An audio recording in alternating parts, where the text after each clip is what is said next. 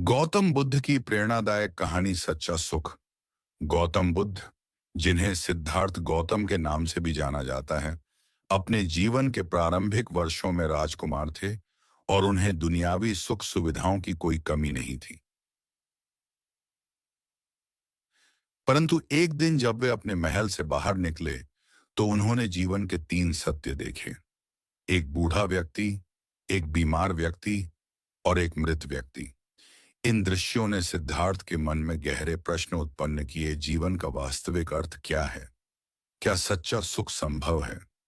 इन सवालों के उत्तर की खोज में सिद्धार्थ ने अपना राजमहल, अपनी पत्नी और नवजात पुत्र को छोड़कर संसार को त्याग दिया। वे जंगल में जाकर कठोर तपस्या करने लगे, लेकिन कई वर्षों की कठोर साधना के बाद भी उन्हें वह सत्य प्राप्त नहीं हुआ।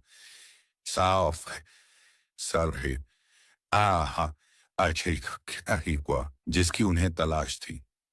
फिर एक दिन बुद्ध ने महसूस किया कि अत्यधिक कठोरता और अत्यधिक भोग, दोनों ही मार्ग गलत हैं।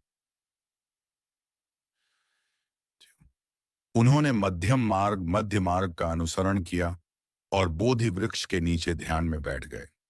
कई दिनों तक ध्यान में बैठे रहने के बाद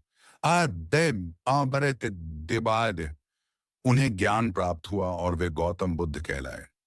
बुद्ध ने अपने अनुयायियों को सिखाया कि सच्चा सुख न तो धन दौलत में है, न ही सांसारिक भोगों में। सच्चा सुख आत्मज्ञान और सम्यक दृष्टि से ही प्राप्त हो सकता है। उन्होंने यह भी सिखाया कि जीवन में दुखों का कारण हमारी इच्छाएं और लगाव हैं।